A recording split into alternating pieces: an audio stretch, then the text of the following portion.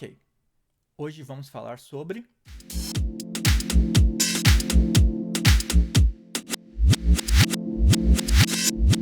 Olá, sejam muito bem-vindos a mais um vídeo do Estúdio MKL. No vídeo de hoje, nós iremos abordar arpeggiators. Mas antes de mais nada, vamos explorar rapidamente o que são arpejos. Arpejos é uma execução sucessiva das notas de um acorde, ou seja, no caso de um acorde, todas as notas são tocadas simultaneamente. Já no arpejo, essas mesmas notas elas são tocadas de uma forma sequencial, uma após a outra. E é exatamente isso que um arpeggiator irá fazer. Só que ele vai fazer de uma forma automatizada, ou seja, você vai inserir um acorde, vai inserir algumas notas de entrada e ele vai gerar, a partir de uma série de regras que você vai pré-determinar, o resultado final de várias notas sequenciais. Você irá encontrar arpeggiators em vários instrumentos, seja ele de software ou hardware. No caso, por exemplo, de sintetizadores, muitos deles já têm incluso na sua própria arquitetura arpeggiators, mas muitas vezes são básicos, ou seja, tem só as funções principais de um arpeggiator. Mas quando você passa para utilizar um software, normalmente eles são um pouco mais ricos, ou seja, eles têm muito mais funções para serem exploradas. E você vai encontrar arpeggiators em praticamente todos os Digital Audio Workstations. Mas no nosso exemplo de hoje, nós temos o arpeggiator do Ableton Live, que é um arpeggiator muito complexo, ele tem muitas funções e muita capacidade. Então, você entendendo como esse arpeggiator do Ableton Live funciona, você vai conseguir aplicar os mesmos princípios a qualquer outro arpeggiator que você tiver acesso, seja ele hardware ou software. Então, o que temos aqui na tela são dois teclados virtuais. O primeiro estará representando as notas de entrada. Já o segundo teclado virtual, ele vai representar as notas de saída, ou seja, as notas já processadas pelo arpeggiator. Então, o primeiro parâmetro que temos acesso aqui é o style. Style é exatamente qual vai ser a sequência que as notas serão executadas. Então você tem uma lista bem grande aqui e a gente vai estar abordando uma a uma para você ter uma ideia bem bacana de como ele funciona. Mas primeiramente, eu estou colocando aqui na tela uma representação gráfica de cada um desses estilos. Então você pode dar um pause no vídeo e olhar com bastante atenção. Então a primeira opção que temos aqui é o up. O up seria o para cima. Ou seja, ele vai executar as notas da mais baixa para a mais alta em termos de frequência, ou seja, a mais grave para a mais aguda. Então, se eu colocar aqui um acorde de 3 notas, veja o que acontece. Ele está tocando uma forma de baixo para cima. Se eu colocar a próxima opção aqui, que é o down, ele vai fazer o oposto. Ele vai da nota mais alta para a nota mais baixa.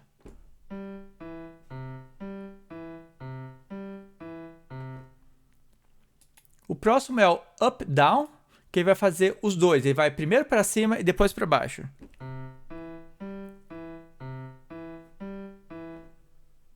E aí nós temos o inverso também, que é o down and up. Primeiro para baixo e depois para cima.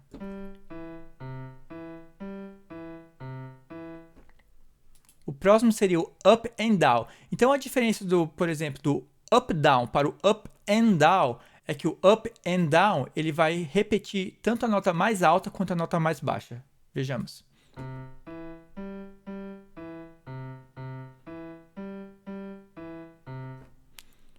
E o próximo é o down and up, que é a mesma coisa, ele vai repetir a nota mais alta e a mais baixa, mas ele vai começar de cima para baixo.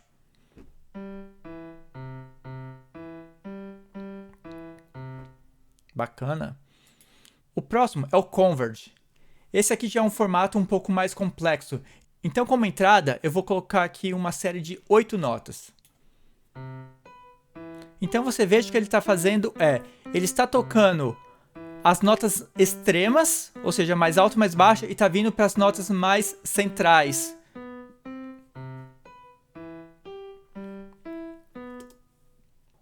E o próximo é o diverge. O diverge, ele vai fazer o oposto, ele vai começar nas notas mais próximas, ou seja, as mais centralizadas, e vai para as notas mais afastadas.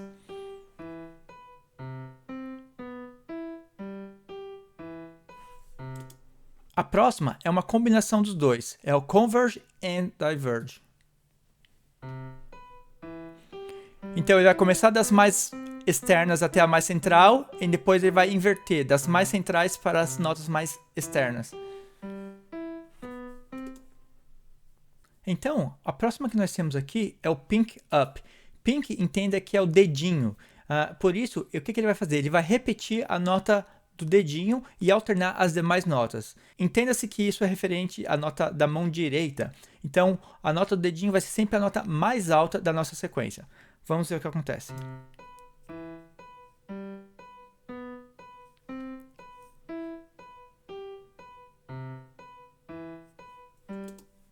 O próximo é o Pink Up Down. Então, novamente, ele vai estar repetindo a nota do dedinho, a nota mais alta, mas ele vai alternar as demais notas de uma forma para cima e para baixo. Vamos ver.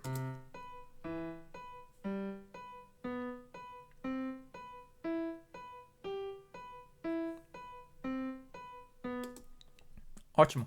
O próximo seria o Thumb Up. O thumb é o oposto, é a nota mais baixa, ou seja, que é o thumb é o dedão. Então, mais uma vez, eles têm como referência a mão direita. Então, a nota do dedão é a nota mais baixa.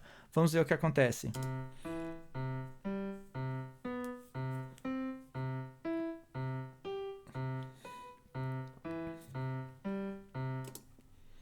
O próximo é o Thumb Up Down. Novamente, repete a nota mais baixa do thumb, do dedão, e ele vai tocar as demais notas de uma forma para cima e para baixo.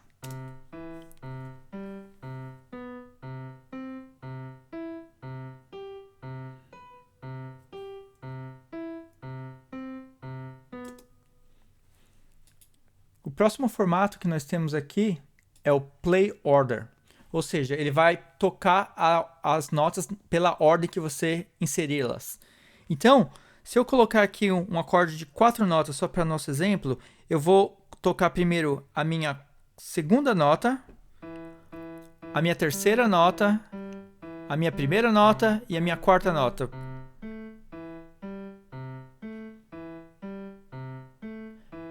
Então ele está tocando na mesma sequência que eu toquei. O próximo seria o Chord Trigger, que ele vai tocar exatamente o mesmo acorde que a gente inseriu, mas de uma forma repetitiva.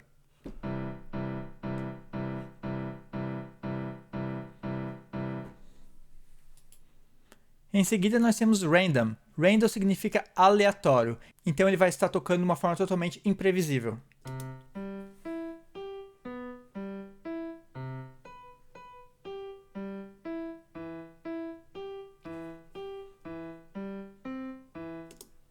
O próximo é o Random Order, que ele também vai fazer uma sequência de forma aleatória, mas ele não vai repetir nenhuma das notas até com que todas as notas sejam executadas.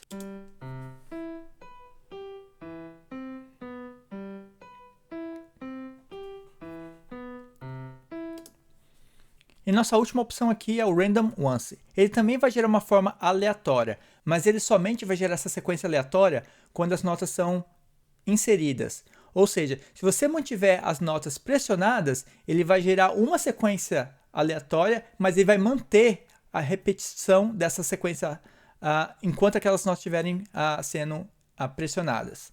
Então vamos ver o que acontece. Eu vou inserir aqui uma sequência de notas sequenciais para que você tenha uma ideia melhor do que está acontecendo.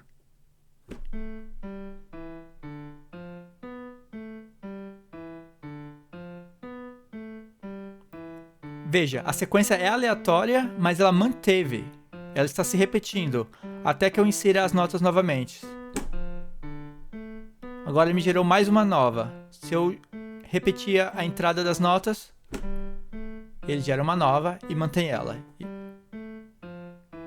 E assim por diante. Legal, agora que a gente já entendeu todos os estilos que nós temos aqui no nosso Arpeggiator, vamos explorar os demais parâmetros. O próximo que nós temos aqui é o Groove, que ele faz com que a sua sequência não seja tão robótica, ele tem aquele swing, ele tem aquela variação, aquele fator humano, digamos assim. Mas ele só vai funcionar com os grooves do próprio Ableton. Então eu não vou explorar muito esse parâmetro porque ele é bem específico do Ableton. O próximo que nós temos aqui é o Hold. O Hold é você, quando ele estiver habilitado, você pressiona o seu acorde e você pode soltar as teclas que ele mantém tocando. Então vamos habilitar ele aqui e eu vou inserir um acorde. Soltei as teclas, ele lembra e continua tocando até eu inserir novas notas.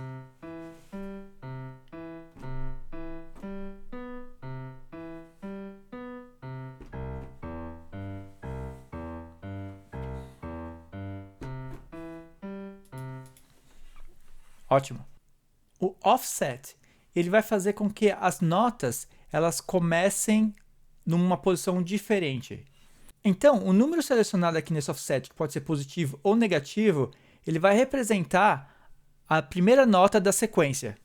Então, por exemplo, se eu colocar aqui meu acorde, você pode ver que ele começou na minha segunda nota. Deixa eu fazer novamente. Vou até tirar o hold daqui. Vou colocar um acorde de 4 notas dessa vez. Veja, ele começou pela segunda, porque eu tenho um offset de 1, então tá uma para cima. Se eu colocar 2 aqui, ele vai começar na minha terceira nota. E assim por diante. O sync é para ele fazer a sincronização com o próprio Ableton Live. Então, se você estiver utilizando um arpegiator de software, pode ser que você tenha essa mesma capacidade. Se você estiver utilizando ele num sintetizador de hardware, por exemplo, muito provavelmente ele não vai ter isso. Mas vamos exemplificar aqui o que ele faz. Novamente, deixa eu colocar aqui a minha sequência de notas. Eu estou tocando aqui numa frequência de 1/8. Se eu deixar esse valor aqui maior, as notas são um pouco mais espaçadas. Até ficar bem lenta. Ou eu posso vir ao contrário, bem rápido. Legal, então essa é a velocidade. Se eu desabilitar o sync, veja o que acontece. Ele ficou free, ou seja, livre, então ele agora faz por milissegundos. Então ele não está mais vinculado com o tempo do seu projeto. Ótimo, vamos voltar aqui para o sync. O próximo é o gate. O gate é o quanto tempo da nota ela vai ser pressionada. Veja o tempo que essa nota aqui ela manteve pressionada. Eu vou diminuir para o mínimo. Veja, ela foi tocada de uma forma bem rapidinha. Se eu elevar aqui, o máximo nesse caso é o 200, ele começa até tocar notas simultaneamente, porque tem um valor acima do 100%. Se eu colocar por 100%, seria o valor em que ele termina uma nota e começa a próxima.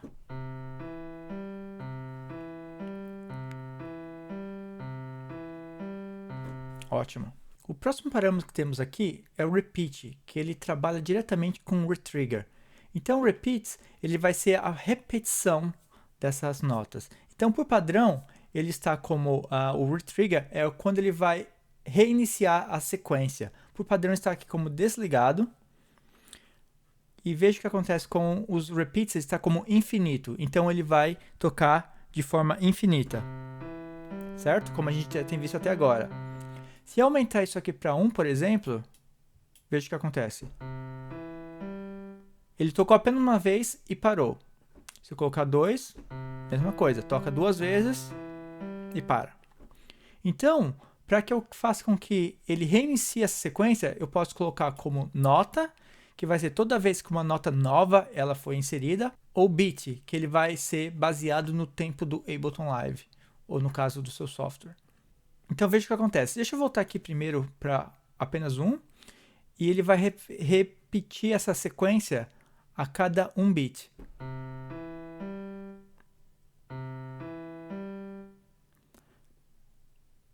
Se eu colocar aqui, por exemplo, meio,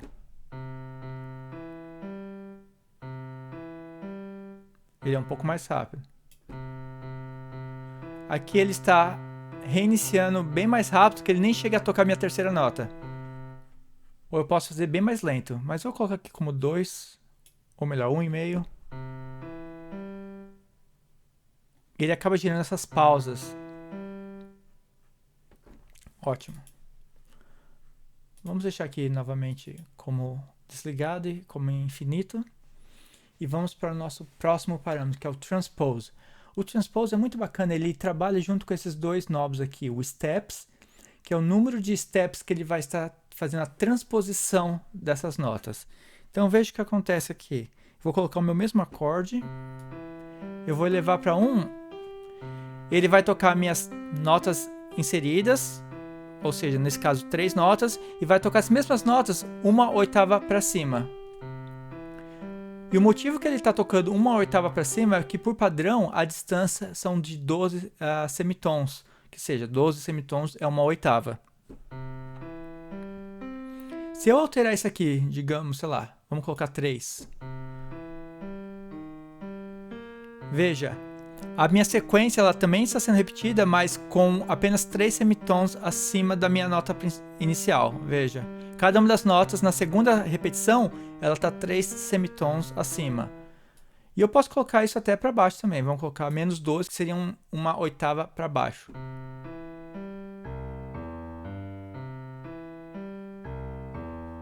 Legal. Vamos voltar aqui para o mais 12 e você pode colocar ainda mais steps. No caso, se eu coloquei uma repetição acima, eu posso colocar, digamos, 2. Então ele foi 2 oitavas para cima. Então você pode vir aqui até 8 repetições. Deixa eu fazer aqui. Eu vou colocar, digamos, 3 semitons aqui e vou executar apenas uma nota para você ver, para a gente ter a visualização aqui no nosso teclado virtual. Então, a cada nova repetição são 3 semitons e ele repetiu por 8 vezes. Legal. E aqui com esses dois parâmetros de cima, que o inicial é o shift, que ele vai fazer o que a gente acabou de ver, mas a gente pode também limitar esses steps pelas escalas maior ou menor. Então, aqui, o major, então nesse caso é o C major, eu posso alterar aqui qual que é a minha nota, o C que seria o Dó. Então, no caso do Dó maior, veja o que acontece. Vou colocar aqui um step, eu continuo como 12 aqui, então ele vai tocar apenas as notas que se encaixam nessa escala. Eu estou inserindo aqui notas que já são dessa escala, mas veja o que acontece quando eu coloco notas que não pertencem ao Dó maior, no caso as notas pretas. Vou colocar... Veja que ele corrigiu, digamos assim, ele fez com que a nota de saída seja forçada a se encaixar na escala do Dó maior. Se eu colocar aqui, digamos, um E major, vamos ver o que acontece. Mesma coisa, ele vai encaixar nessa escala. E você pode fazer isso com a escala menor também. Então o interessante é que agora essa distância, quando a gente tem aqui uma dessas escalas selecionadas, seja a minor ou a major, a distância ela não é mais semitons. Ela na verdade agora elas são apenas as notas dessa escala. Então 12, você pode ver, se eu pressionar apenas uma tecla, ela não está pulando apenas uma oitava, ela está pulando mais porque ela está pulando 12 notas dessa escala.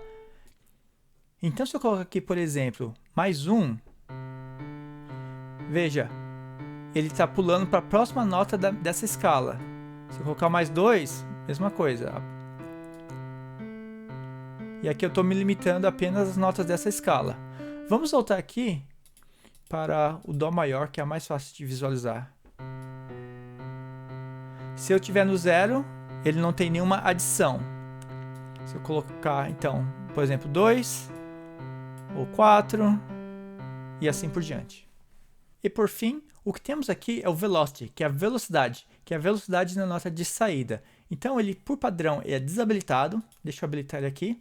Então o que temos aqui, primeiro é o target, que é o valor da velocidade que ele vai chegar no final da nossa sequência. Então, deixa eu colocar aqui um valor bem baixo e vamos executar aqui.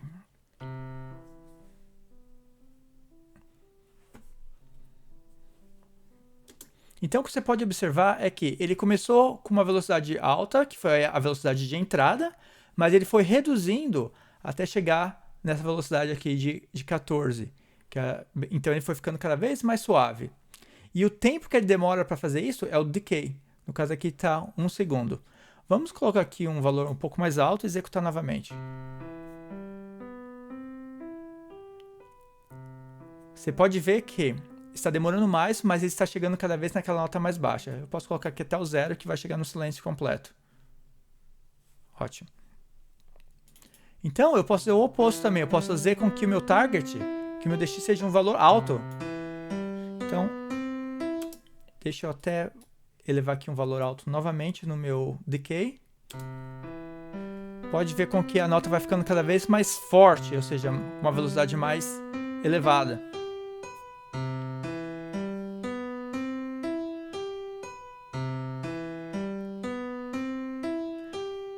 E a gente pode utilizar o retrigger também, que o retrigger está associado com esse parâmetro aqui.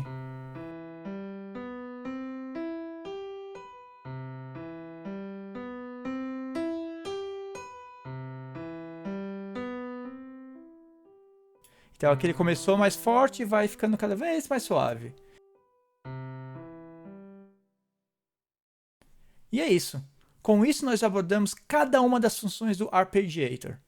Novamente, se você entendeu cada uma dessas funções aqui, pelo fato de ser um arpeggiator bem complexo, você pode utilizar qualquer arpeggiator que você tiver acesso, seja de hardware ou de software. E é isso. Espero que esse vídeo tenha sido informativo. Se você tem qualquer pergunta sobre o conteúdo de hoje, coloque nos comentários abaixo. Também utilize os comentários abaixo para fazer sugestões de vídeos futuros sobre tópicos que você gostaria de ver futuramente aqui no nosso canal. E como sempre, aqui foi o André, do estúdio MKL. Muito obrigado por ter assistido, te vejo no próximo.